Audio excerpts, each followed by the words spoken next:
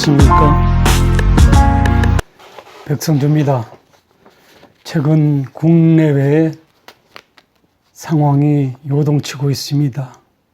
특히 국내적 상황으로 권부의 주문이 연이어 터지는 가운데서 외교적 문제도 난맥상을 보이고 있다라는 한 중앙일간지 보도를 접하고 있습니다. 최근에 저는 역사 기술하고 그 다음에 관련해서 저술을 하고 있어서 외교 부분에 대해서는 구체적으로 공부는 안 했습니다만은 가능한 한 여러 가지 다방면을 익히는 그런 입장에서 이 외교에 관한 사항도 정리를 해봤었습니다. 그래서 오늘 외교가 부실하면 나라가 망할 수 있다는 것을 특히 역사적 관점에서 최근에 우리 외교 현실과 비교를 해서 여러분한테 말씀을 드려보도록 그렇게 하겠습니다. 외교의 중요성 아무리 강조해도 지나침이 없어 보일 듯합니다. 외교의 실패로 나라를 잃은 경우가 최근에 제가 역사를 정리하면서 동서양 불문하고 고금 불문하고 대한민국의 역사에서도 외교의 실패, 외교의 부실로 인해서 나라를 잃은 그런 적도 있다는 점에서 중요하다고 하지 않을 수 없습니다. 우선 17세기 초반 외교의 중요성을 각인시키는 역사적 사건을 우리가 연상해 볼 수 있는데요. 조선이 청나라와 명나라 교체기에 인조 반정이 일어났습니다. 등거리 외교를 추진하고 있던 서인 세력이 광해군을 내쫓고 역사적 관점에서 다수는 무능해 보이는 인조를 왕으로 옹립하는 인조 반정이 발생했던 것입니다. 그런데 인조의 대외정책, 외교정책이 기울어져가는 운동장이라 할 수 있는 명나라를 존중하고 발흥하고 있는 후금의 세력에 대해서는 등한시함으로 인해서 두 번의 외침이 있었고 그 외침의 결과는 현재 송파에 있는 삼전도에서 청나라의 굴욕적인 신하의 관계를 유지할 수밖에 없었습니다. 그 이후에 조선은 서서히 기울기 시작했다는 것입니다. 중화 사상에 깊숙이 빠져들 수밖에 없었습니다. 물론 그렇다고 청나라가 발흥하는 그런 나라가 아니라 1842년도에 아편전쟁에 있어서 치른 결과 외세의 침탈이 소위 그 타켓트가 되어 있는 그런 기울어져 가는 그 나라에 절대적으로 의존하는 그런 상황에 직면해 왔었고 그 이후에 한 100년 동안 영종조 시대를 거쳤습니다마는 그 이후에 밀란이라든지 세도 정치가 발흥하는 가운데서 점점 구군은 기울어져 갔습니다. 그리고 대원군주의 소위 고종의 아버지 대원군이 세국 정책을 불사함으로써 소위 그 대외적인 문물 도입에 소홀히 함으로써 조선은 풍전등화 같은 위기 상황에 직면하게 됐고 외세 침략에 주된 타켓트가 하나가 됐다는 것을 우리는 역사적으로 알고 있습니다. 거기다가 고종이 무능한 치세, 이런저런 역사적 사건들이 겹쳐짐으로써 조선은 문호를 개방하기는 했으나 그것도 일제에 의해서 개방이 됨으로써 일제가 메이지 유신을 통해서 국군을 융성하게 하는 과정에서 제국주의 탈을 거기다 얹혀가지고 호시탐탐 조선을 식민지 하기로 작정해서 줄기차게 외교전을 전개했다는 그런 역사적 사실을 우리는 알고 있습니다.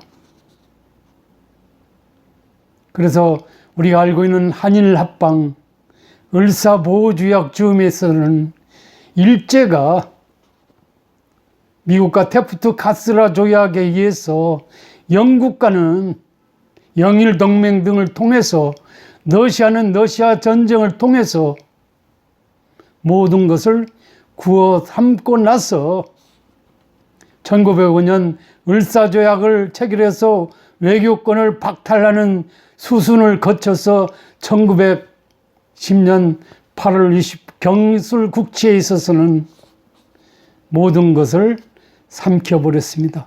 조선은 존재하지 않았습니다.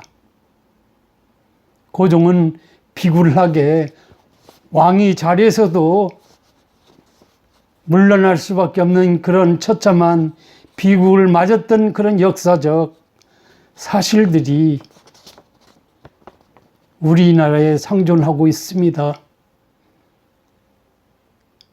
한 100여 년이 지난 현재 그 후세들도 왜 이러는지 모르겠습니다. 외교적 관점에서, 역사적 관점에서 비춰본다면, 소위 세상은 강대국이 논리에서 계속 진행될 수밖에 없는 것은 최근에 우리가 미국과 중국의 어떤 패권 다툼의 모양새를 갖추고 있는 외교전, 이런 것들을 우리 통해서 확인되고 있는데, 우리 경우는 100년 전이나 지금이나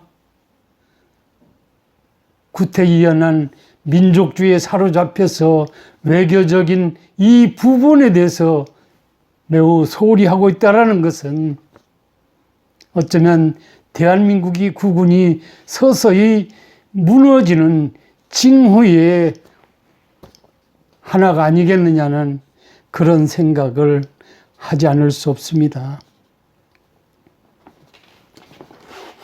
최근에 중앙일보에서 보도가 사설을 통해서 나왔는데요. 지난 10월 15일 도쿄에서 열린 쿼드그룹 회의는 쪼그라가 들고 있는 고립된 한국 외교의 현주소를 그대로 보여줬다라는 요지의 사설을 기고하고 있습니다. 미국, 일본, 인도, 호주 외교부 장관이 모인 이 회의에서는 중국을 견제하고 함께 북핵 문제를 비중 있게 다룬 그런 외교적 회의였다고 합니다.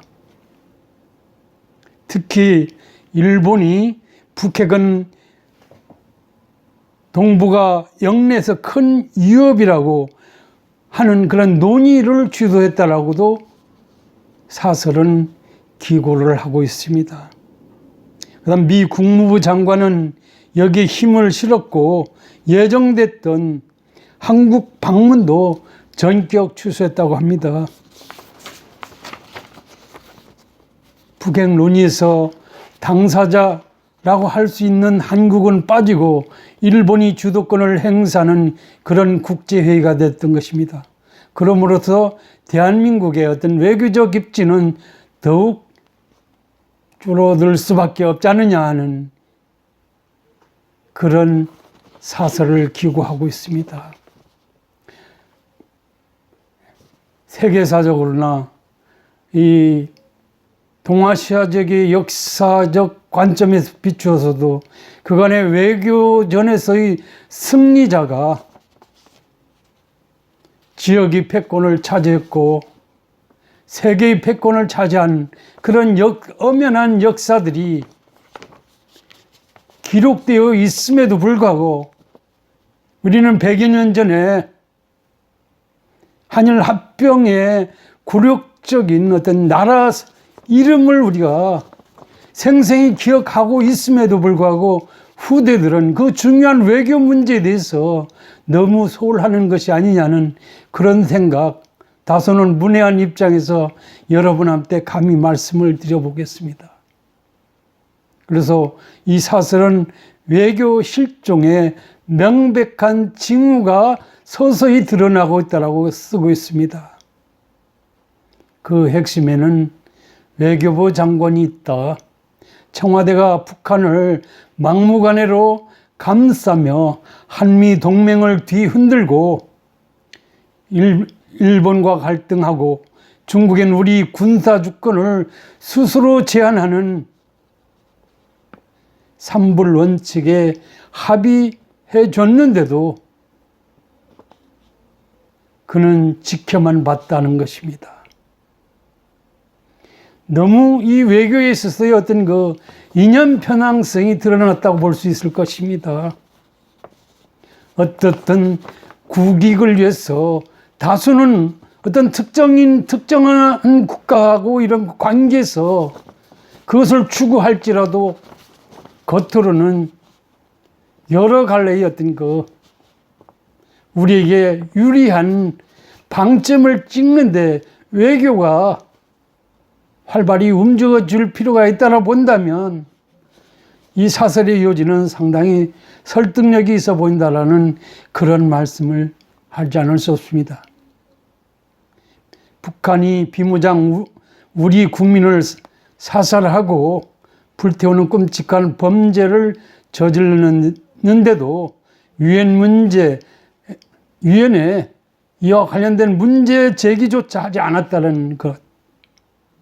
주요 대사 총영사직을 친정권 비전문가들이 장학회 외교 역량 손실이 불보듯 해도 대통령께서는 제동 한 번 걸지 못하고 있다, 않고 있다라고 하고 있는 것입니다. 외교의 문제는 국정의 우선순위에서 빠져있는 듯한 그런 생각을 해봅니다. 물론 개인적인 사안이 되겠습니다마는 외교부 장관이 경우에 있어서는 어떤 전문 외교관이 아니라는 점에서 비추어 보더라도 외교의 중요성을 너무 등한시하는 현 정부의 국정 운영에 어떤 트렌드는 상식적인 국민 입장에서 보더라도 상당히 위기를 스스로 조장하고 있는 측면이 강하지 않느냐는 그런 말씀을 드리지 않을 수 없습니다.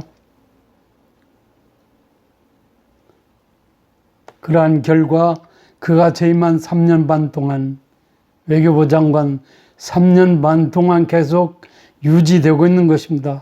북핵 폐기는 사흘가 됐고 죽은 언어가 됐고 한미 관계는 얼음판을 걷는 상황으로 돌변됐다는 것입니다.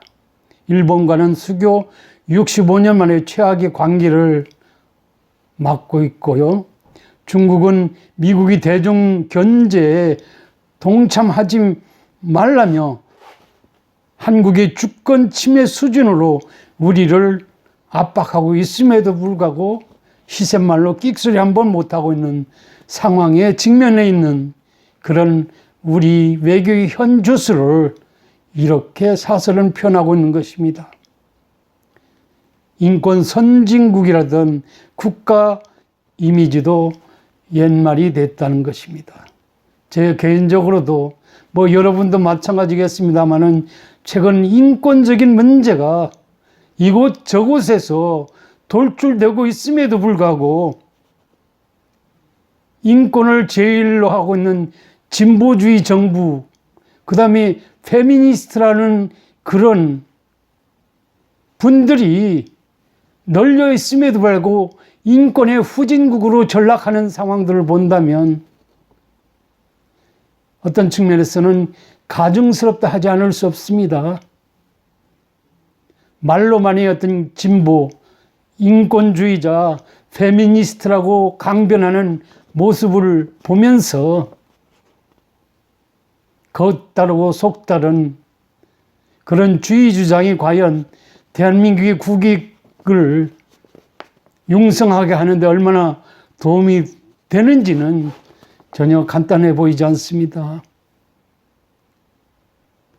한 공무원이 북한군에 의해서 사살이 된 이 사건에 비춰서도 엄연히 이것은 국민의 한 사람이 그렇게 희생됐다는 측면이고, 유식하게 하면 인권적 측면에서 다뤄져야 될 부분임에도 불구하고 어떤 이념적인 이데올로기에 휩싸임으로써 이런 것들이 방치되는 것은 인권 후진국으로 전락되더라는 이 사설의 요주에 비춰서 시사하는 바가 많지 않느냐는 그런 생각을 하게 합니다. 현재 대한민국은 물론 코로나 전이 되겠습니다마는 세계 10위 경제대국으로 알려져 있습니다. 그리고 그게 걸맞는 외교 수장이라면 외교의 가치와 외교의 원칙을 지키면서도 현안별로 유연하게 대응하는 고도의 어떤 그 전략적 사고하에서 국익을 최우선하는 입장에서 대처해 나가야 됨에도 불구하고 그렇지 못하고 있는 우리는 현실을 불가피하게 목도하고 있다는 사실이 되겠습니다. 특히 지금과 같이 여러분도 아시겠습니다마는 미중의 어떤 패권 갈등 국면에서 이 세계 여러 나라와의 어떤 그 동맹 관계를 굳건히 유지하면서 실리적 측면에서 중국과의 관계를 노련하게 끌고 가는 어떤 그 전략적 외교의 수완을 발휘함이 절실히 요구됨에도 불구하고 3년 반 동안 현 정부가 태동한 이후에 외교는 갈 곳을 찾지 못하고 헤매고 있는 그런 형국이 아니냐는 그런 생각을 주제넘게 여러분한테 말씀드려 보겠습니다.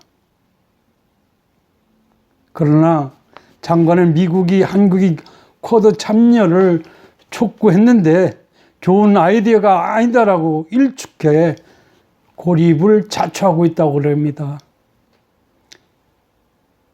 유식한 통변 능력을 갖고 있는 장관께서 짤막하게 그렇게 표현할 수 있었습니다마는 원어민들이 그 뜻을 충분히 헤아림으로써 외교적 파국을 스스로 자초한 꼴이 될 수 있다는 것입니다. 왜냐하면 외교 전에 있어서 영원한 적도 영원한 친구도 상존하지 않는다는 것이 외교의 ABC라는 것, 상식 있는 국민이나 외교 저서의 원론 수준에서도 이런 것은 감지되고 있고 역사적으로도 그런 영원한 적도 영원한 친구도 없는 이 정글의 상황에서 한 국가의 국익을 충실히 지켜내고 약속에 대해서 나라를 빼앗기는 이런 일이 다시는 없어야 된다라는 그런 관점에서 본다면 현 외교부 장관이 행태는 말로는 세련되지만은 행동으로는 너무나 엉성하고 의미 없는 그런 처신을 하고 있지 않느냐는 비판을 하지 않을 수 없습니다. 사실은 현 장관께서 해외 방문 5개국 했는데 다른 나라들은 16개국 나라를 순방해서 외교전에 대치하고 있는 그런 상황들을 우리가 생각해 본다면 우리 외교가 아니라 청와대 우리 외교부가 청와대 외교국이라는 그런 그 비아냥이 나오고 있는 그런 현실과 같이 맞물려 생각해 본다면 거치장스럽게 장관의 자리만 잡고 있을 뿐이지 실질적으로는 국익을 위한 외교전의 어떤 그 전략가로서 활동을 하고 있지 않다라는 그런 생각을 하지 않을 수 없습니다. 이런 상황에서도 대통령께서는 외교부 장관을 정권이 운명과 같이 가고 있는 것, 대한민국은 대통령이 나라가 아니라 5천만 국민이 주인인 나라라고 본다면 과연 대통령님께서는 5천만 국민을 위해서 무엇을 하고 있는지 선량한 시민이 한 사람으로서 반문하지 않을 수 없습니다. 요새 대통령께서의 행세를 보시면 대통령이 주인인 것처럼 착각하고 있지 않느냐는 그런 생각도 하지 않을 수 없습니다. 그리고 여러 가지 외교 추문이라든지 이런 것들이 비일비재하게 발생하고 있는데 그것은 소위 그 국격과도 관련이 있다라는 측면에서 최근에 외국에 나가 있는 우리 외교관에 의해서 저질러진 성추문 문제라든지 어떤 그 비리 문제 등이 드러나고 있음에도 불구하고 그런 것들이 그대로 방치되고 있는 그런 나라가 세계 10위 경제대국으로서 앞으로도 특히 코로나 이후에 어떤 그 세계의 질서가 재편될 것이라는 것, 그리고 패권이 바뀔 것이라는 것을 우리가 엄연히 우리가 인식할 수 있음에도 불구하고 그런 인식은 우리가 15세기에서 흑사병이라든지 100여 년 전에 있어서의 어떤 그 폐렴 사태가 세계를 휩쓰는 과정에서 그 당시의 어떤 패권 국가가 새로운 패권 국가에서 바뀌는 상황에서 나라의 운명을 결정하는 것은 전적으로 외교전의 승자만이 가능했다는 것을 우리가 연상해 본다면 이해할 수 있을 것입니다. 1910년 대한민국이 일제히 식민지가 될 경우 일본 혼자서는 할 수 없었습니다. 외교의 어떤 천병에 있는 그 전략가들에 의해서 미국과 영국, 그 다음에 여타 러시아 모든 주변의 강대국들을 구워 삶음으로써 조선을 일제히 식민지로 만들 수 있었다라는 그런 생각을 해본다면 전혀 간단치 않습니다. 시대착오적인 민족주의에 휩싸여서 이렇게 왜 가야 되는지 이해할 수 없습니다. 저 개인적으로는 국민국가다, 민족국가가 어떤 19세기적 관점에서는 민족국가가 그렇게 할 수 있었지만은 지금은 국가이고 국민이 중심되는 그런 국가로서 행태를 해 나가야 된다고 본다면 왜 과거지향적으로 민족국가 운운하면서 허송해야 되는지, 왜 그렇게 이념적으로 사로잡혀야 되는지 도저히 이해할 수 없다라는 그런 말씀을 비외교 전문가 입장에서 다만 역사를 최근에 있어서 저술하고 있는 입장에서 역사적 관점에서 여러분한테 말씀드려봤습니다.